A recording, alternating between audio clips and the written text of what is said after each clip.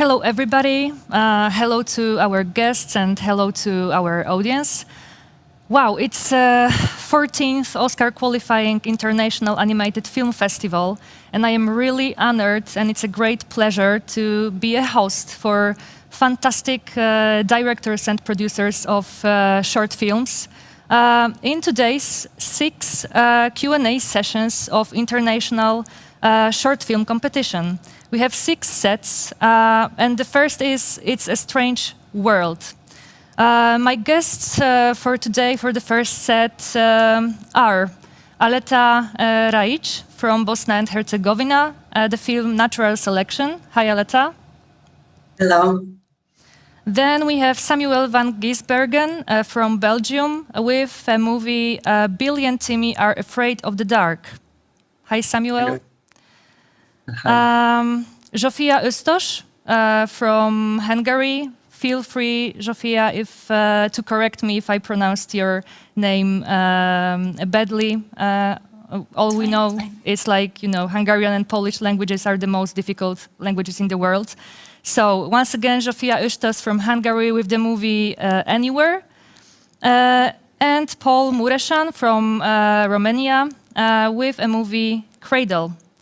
Now I am going to now I am going to read short intros about your movies for those people who unfortunately didn't have a chance to watch them. So let's start with Natural Selection.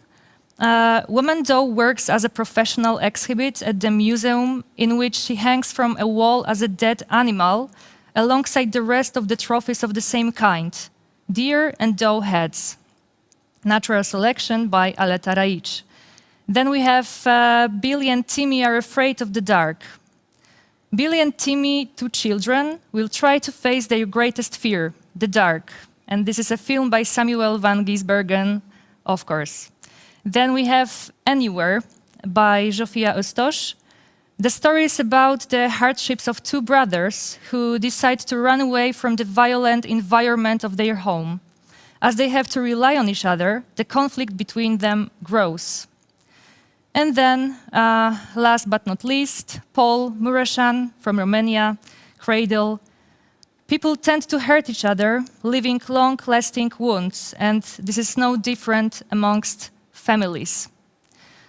Guys, for the beginning, I would like to ask you a general question as a warm-up to all of you, and then we will just go one by one specifically to your movies. So, first question is, what inspires you as a creator? And we can start with Aleta. General question, inspiration for creating an animation? Oh, it's a difficult question. I don't know. I haven't really thought about it. I guess a lot of things, and then they all sort of integrate and mix up, and they come out a certain way, I guess. I wouldn't know how to answer this question, really. I'm just asking that question because I perfectly know that it's difficult first, and then I was just thinking about that. Probably inspiration, of course you have full right to disagree with me, but maybe inspiration is something that we take from any field of art, like, I don't know, sculpture even, or some performance or literature. So that's why I would like to get to know you better, and for sure our audience as well. So, okay, thank you, Aleta. And then, Paul, what about you? What is your inspiration, your great inspiration as a creator? In my case, I feel that it's like pipes in my head. Right. And sometimes these pipes have clogs. So what I do is I make a film to unclog a pipe so I can kind of work with myself, because I noticed that even before, I remember in my childhood, people told me that I'm a very difficult person to work with and so on. And I thought, well, everyone is to blame. I'm perfect and everyone's to blame. And then I found out that they have all these things from my childhood, the way we grew up, and this is very common in like Eastern Europe, a kind of more violent environment in the home. And I noticed that this made me very hostile. So then what I started to do is do films to kind of find out what those things are. So I just unclog things. The first one was about me and kind of my dreams and everything. And I saw that other people were relating to what I do. So then I thought, wow, everyone must have these clogs in their head. So then I just go from problem to problem to problem. It sounds dark, but it's actually sometimes quite fun. Hey, it's deep. So no, it's deep. It helps to relate, because when you tell someone that everything's perfect, it doesn't quite relate to what we feel. But when you show them that there's like certain issues we need to solve, then you start to connect. So this is what helps me very much to unclog the head. Great. Thank you very much. What about your clogs, Zsófia? Do you have also some clogs that you have to unlock? Yes, kind of. I think everybody does some sort of. I always like to tell stories. Since I was a little kid, I was always making up stories. I was always talking, and I kind of always wanted to be like this storyteller. To my resolution for these clogs was a little bit to get away from the world, to make up stories, and I myself really like to read and watch stories. And I wanted to give this feeling to other people, to be able to connect with another world a little bit. Yeah, and so maybe this is... when you read specific genre of no matter what can inspire you? I think no matter what, but I usually read fantasy. And that's funny because my film is not fantasy this time. Yeah, that's interesting. Yeah. Yes. Okay, thank you very much. What about you, Samuel? Your inspirations as a creator? For me, inspiration is like is just catching the ideas that it's like something that falls on you, okay. And like the rain, for example. Simple as rain. Excuse me. Simple as rain, for example, falling down on you. Yes, yes. And it's sometimes it's like it's from out there, and you have just to catch it and listen the idea, the idea you loved, and follow them until you found the world in a way that they are coming. Like it's I love the idea that ideas that we loved comes from another world in a way. And yes, it's. I believe more in ideas that really inspiration, really searching. I think it's it comes at us, and everybody can catch ideas. Yeah. Just by listening and be with them. Yeah, great. It's nice to hear that you are a great ideas catcher. So if I will have a problem with my inspiration, I will just text you to get some from you. Okay, the next question to all of you is, can you briefly describe the process of creating a movie? And I mean, not only the movie that landed in our competition, but in general, shortly, what is the process? How do you work? And Aleta, we can just make the turn again. Okay. Well, so I guess my answer will be way different than everyone else's, because I haven't studied animation, and I sort of learned animation from my father, and this film is basically the first film that I did on my own. So it's been really choppy and chaotic and unorganized. So I don't know. I guess the idea as well was really came out of nowhere, and I sort of followed my intuition and sort of relied on that the whole time, and learned throughout the process as well. So, but it was fun. It was interesting. Yeah, that's the most important part. Yeah. Just fun, pure fun. Okay, thank you. Yes. Paul, what about you? What is the process of your work? Of course, if you can share the secret. Sometimes it's a secret. Sure. It's a big secret. It's pencil drawing, basically. Okay. So I've been drawing since I was a kid, and I just love drawing because you could transform a piece of paper into something you could control. Because many things as I grew up weren't really controllable, but this I could really control. So what I really loved when I grew up was animations. So we got, right after communism was over, we just got this influx of Western culture, and we saw this animation, and I just died. I said, I want to do that when I grow up. And I wasn't very talented and so on. And teachers told me I'm not very talented, but I am very stubborn. So basically what I did is I drew a lot, and I drew like tons of sketchbooks and comic books and so on. And I knew that one day I could make them move. So the first day I could draw on paper, the first day I animated something, it was a bird that was flying. I just couldn't stop watching it. It was so incredible to see that something you did, like on paper, that doesn't move, is inanimate, is just taking off. And it can take off, even if you die, that thing will still move, which is just, it just boggled my mind. It's crazy. So basically what I do is I do tons of drawings, and for this animation that I did, and just in general for like a minute of animation, I do around 1,000 or to 2,000 drawings. It depends on how much it moves. It sounds like a lot, but I got to move very fast. So I get to draw very fast. So yeah, basically it's pencil on paper. All right. Classic. Tradition. Okay, thank you. Zsófia, what about you? For me, I usually start by writing because besides drawing, I really like writing. I originally wanted to be an author. And for my current film, for example, I wrote it as a novel, a sort of a little idea, and then try to expand on that and make it work in a motion picture. Wow, okay. And I think that helped me to outline the characters and the feelings and the emotions because I had it written down beforehand. Yeah, great. Thank you. Samuel, what about you? What about your process of creating?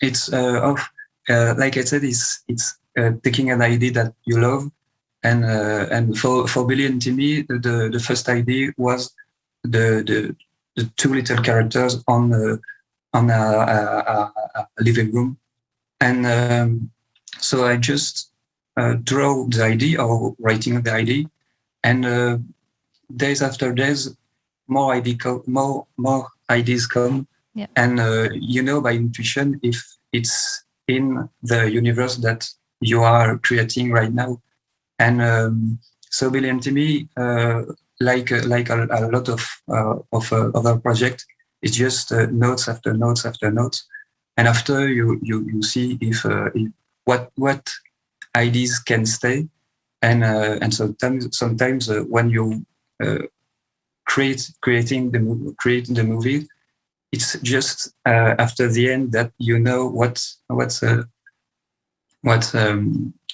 things really are. Yep.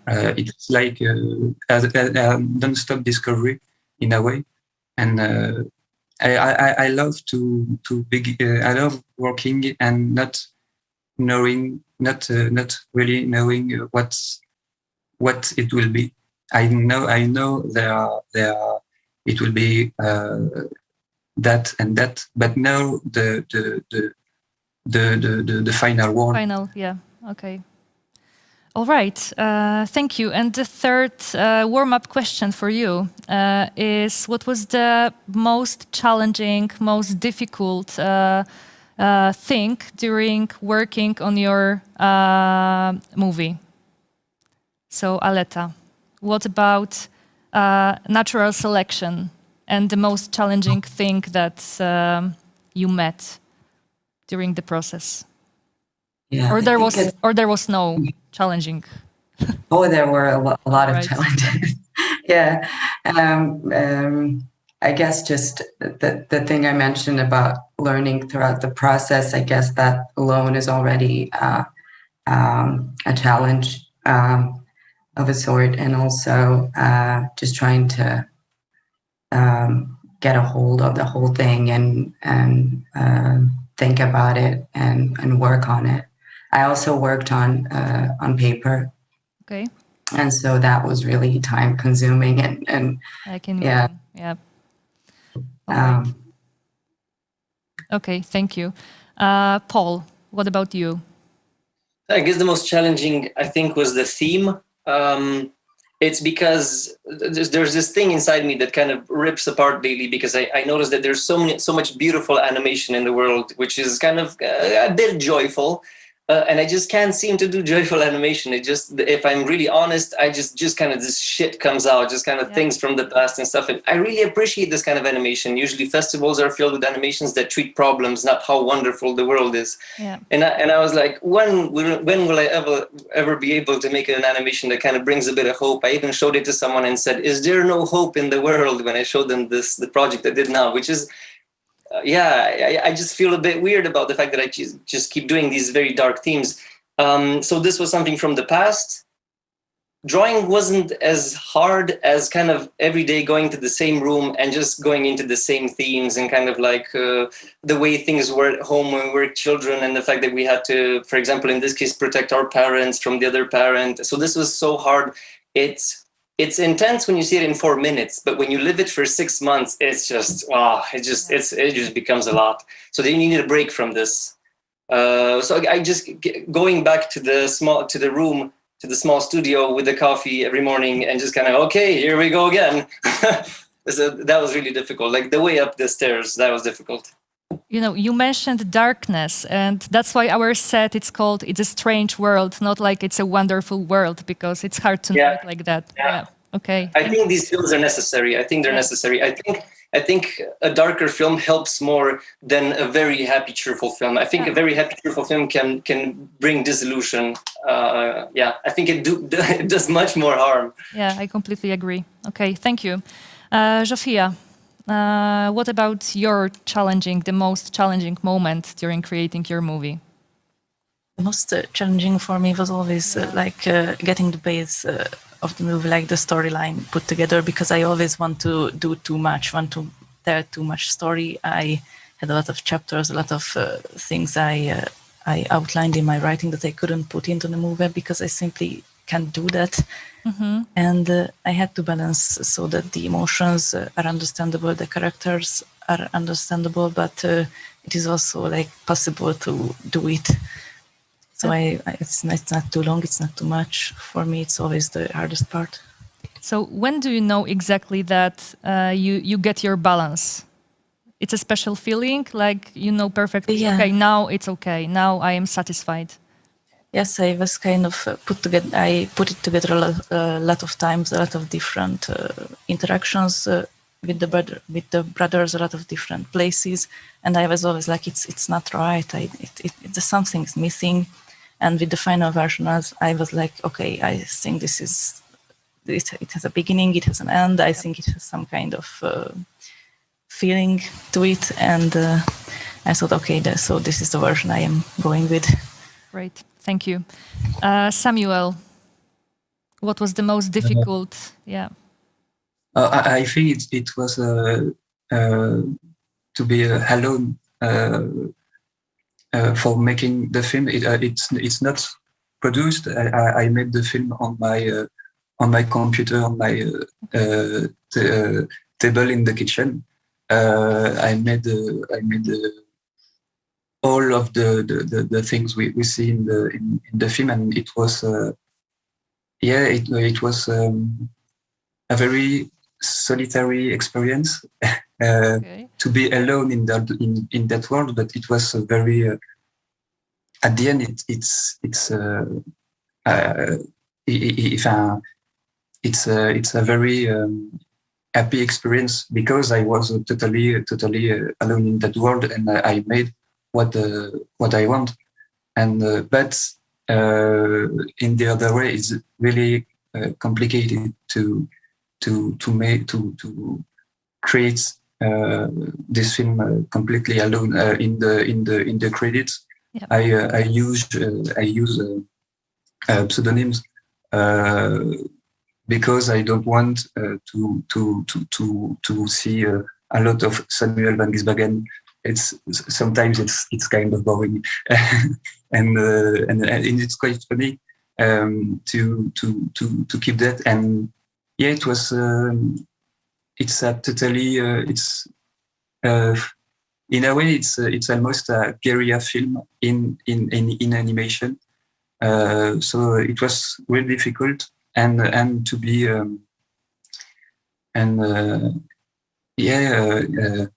it was being alone. That it was the moment. Okay. Thank you. All right. Are you ready for next section with questions just for your animations? So I would like to start with Aleta again, just to make sure that we are turning in correct order. So let's start with natural selection. Aleta, the title of your animation is, I thought that it's really suggestive, but I think that we should dive into it more and more. Because you confront us with making choices, with freedom, which is a huge issue, with feeling after making decisions in our lives. And these decisions are mostly key decisions to live somehow in a world which is not so perfect. So are we responsible for natural selection, or is there someone or something else responsible for that? Oh, that's a beautiful, can you tell me, beautiful introduction. Yeah, because I am interested. No problem. I am just interested to know in your definition, because natural selection means, well, quite sometimes controversial things, sometimes not. So I would like to know your perspective for that. So please share. Yeah. Okay. So when I was thinking about that too, but I figured I shouldn't be saying so much about it. I actually don't know what to say about it, and I usually don't feel comfortable talking about what the film meant or anything. Yeah. So in that way, I thought it was really nice what you said, and I hope a lot of the rest of the audience would also have as many interpretations, because I really did not want to make a statement film. Yep. I was trying to avoid that, by all means, or I don't know if I managed to do it, but I did thread and layer certain themes and topics that I sort of wanted to play with, but the core idea is certainly duality of human nature and everything that goes with it, and so I think I integrated a couple of topics like that are contrary, but sort of inclusive in a sense. They do make one whole, like I don't know, innocence and awakening, or freedom and oppression. Like half human, half animal, body and psyche, and so on and so on. And I really did want to leave this whole gray space for the audience to see or understand it the way they want to. So yeah, and that's fine. Thank you. Yeah, I guess. Thank you. So, has anything ever happened that guided you to create that film? At the beginning, we talked about some inspirations in general, but have you met or something inspired you so much to take up such issue as freedom, as trying to find someone's place in the world and trying to struggle with everyday life? Has anything like that happened, or it was just a pure coincidence that you took up such topic? Yeah, well, I was certainly. I mean, I this idea came up to me like 5 or 6 years ago. So I don't remember really. There was no like a big moment or any, I get it. Bad experiences that I've had or trauma or anything, but just like small daily nuances of irregularities in the world, I would say, or in myself, that I saw. And I it sort of provoked a dissonance of a sort in me, and I guess it certainly inspired something. So, yeah. Okay. Thank you very much. Now let's try to get to know some secrets about Billy and Timmy are afraid of the dark. So Samuel, are you afraid of the dark? The dark can be many, many things, so I guess yes. Me as well, yeah. And when it comes to your animation, why I asked about darkness, because when I first saw your animation, it reminded me TV series Are You Afraid of the Dark by David Winning.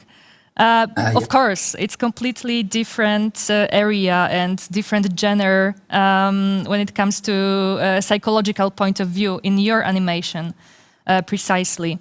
But of course, you go deeper. You also confront us with mental darkness, with darkness of being together, darkness of handling family relationship. You guys really did a tough job to handle darkness in your movies. So what inspired you to tell such story, such dark story? It's funny because at the beginning, when the two characters comes to me, I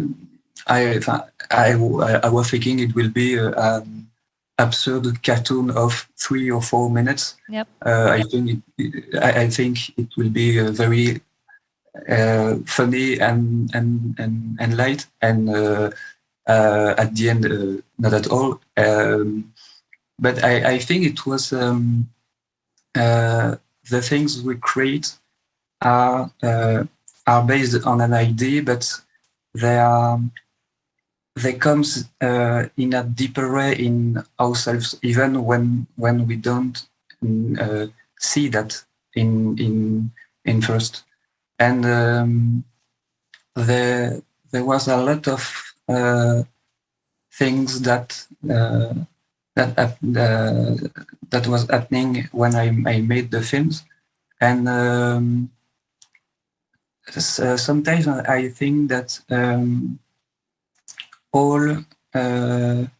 everything can push the idea in the real way, in the way that it will be. Yeah, it happens all the time. Always. Yeah. All right. Thank you, Zsófia.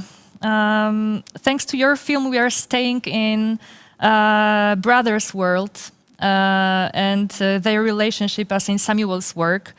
Anywhere tells a difficult story about growing in domestic violence, luckily escaping from it, but not escaping from each other, because as we go deeper, we know that the brothers split at the end because they are struggle with so many conflicts.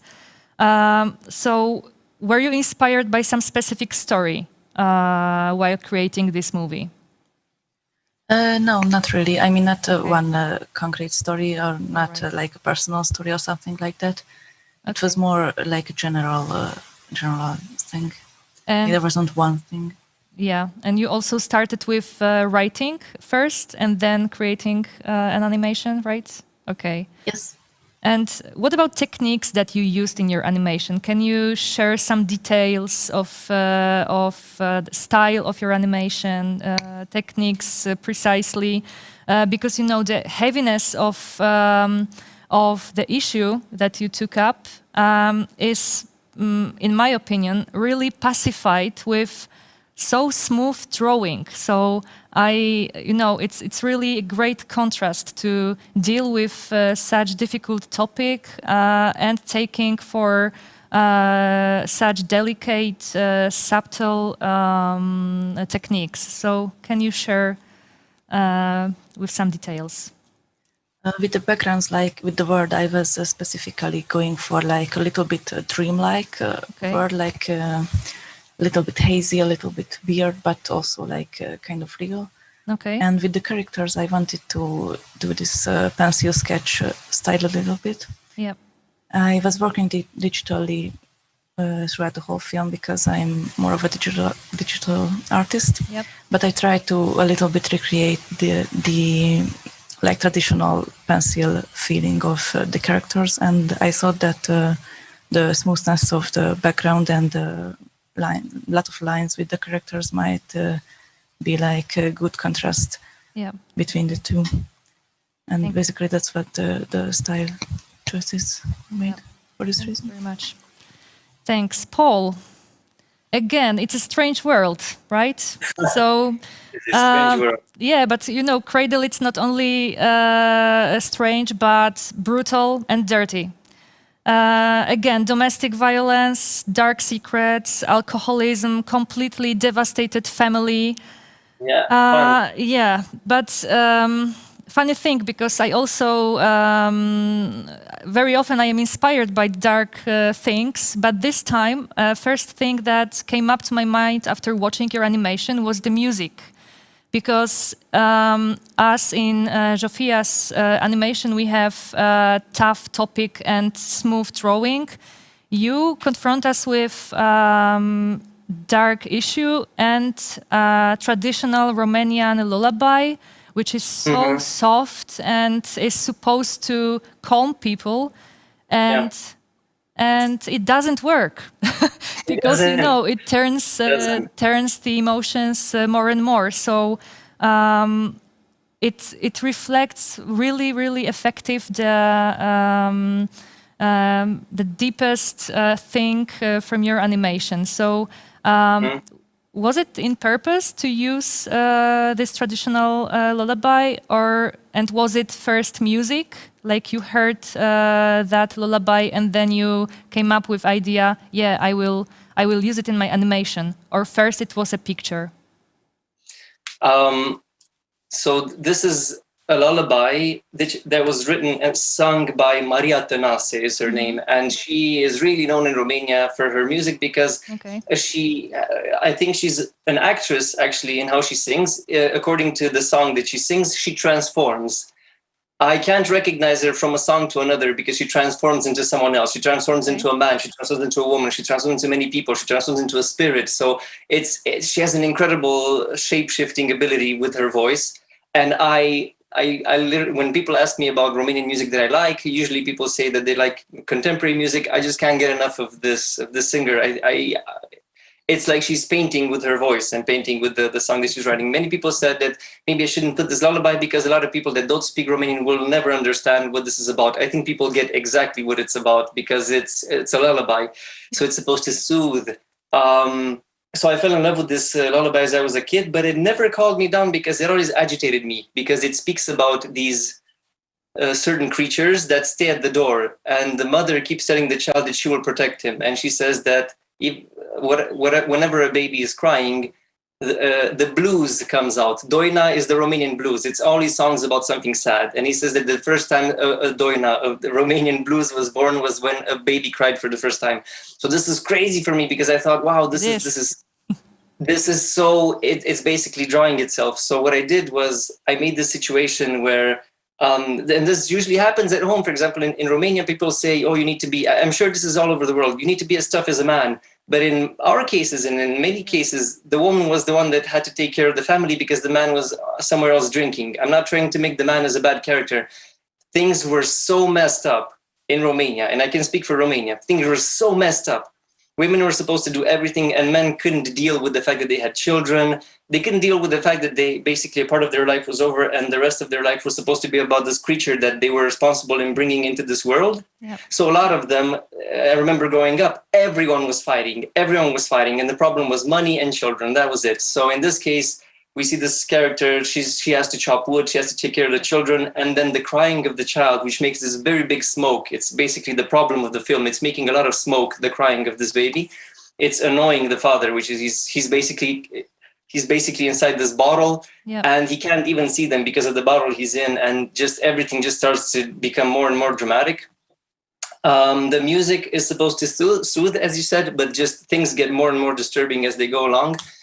And it's called Cradle. The film is called Cradle because I think that we're not done being children, even if we grow up, and we really want, it's mature love that we crave, but it's actually immature love that we really want. Someone to take care of us, so we don't have responsibility and someone else does the whole work. And this is immature love that some of us really didn't get as children.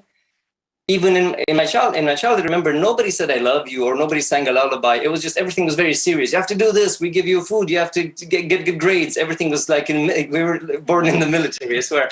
It's still going on. Yeah, and this is especially for this part of Europe, like eastern-ish, central eastern part of Europe. I think we're a bit more militant because of the kind of army way we were brought up in. All you're supposed to do is study. You didn't need everything. See, so this, I really wanted to put this in the film, kind of this pressure that kind of builds up, and it can't lead to anything good, because I have friends that I see this in friends. Everyone grew up like this. We can't say something nice to each other. If we get compliments, we quickly, oh yeah, I didn't do anything good. Yeah, the food's not that great. So we just keep dodging compliments because we weren't used to getting them. So I really wanted to put this whole thing into this animation. And when these whole elements meet, the children and the parents and everything, they meet edges. It's not pretty. It doesn't end pretty. That's why people don't love going home for the holidays, because this whole thing just starts all over again.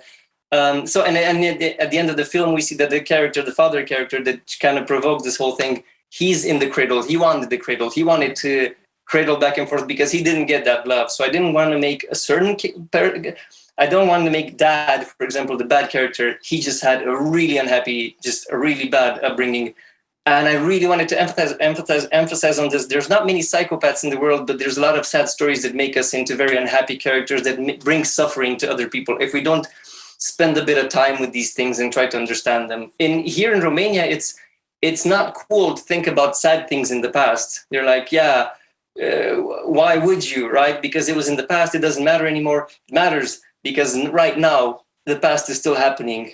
It's just like an epicenter. It's just everything's started in the past, right? And has consequences today. Yeah. When somebody tells you that there's not any salt left, it just means there's not any salt left. It doesn't mean that you're trying to persecute your life, or, we just tend to exaggerate these things because in the past we just got such a, we didn't understand what the hell was going on. So I really wanted to put this in the film and just kind of, I made a lot of people cry with it. I don't think it matters if you understand or not the Romanian language. I think the contrast between the two kind of walls is well really together. Universal. It's universal, Yeah, I'm really happy to hear and that. there is hope in your animation, because after first watching, I was like, okay, go deeper with the darkness. And then after watching again, I found hope, and that's great. That in this darkness, there is hope. So maybe our strange world will become one day again wonderful. Guys, I feel fully inspired by you. I'm really thankful, and I'm really happy that you agreed to share with your experience, with your process of creating your animations. And I wish you all the best for your future and present also careers as well. Thank you very much. Thank you, Aleta. Once again, Aleta Rajic, Natural Selection. Thank you very much. Samuel van Geesbergen, Billy and Timmy Are Afraid of the Dark. Zsófia Osztós, Anywhere. And Paul Muresan, Cradle. Thank you, guys, once again. Have a nice day. Bye-bye. Bye. Bye. Bye. Thank you. Bye.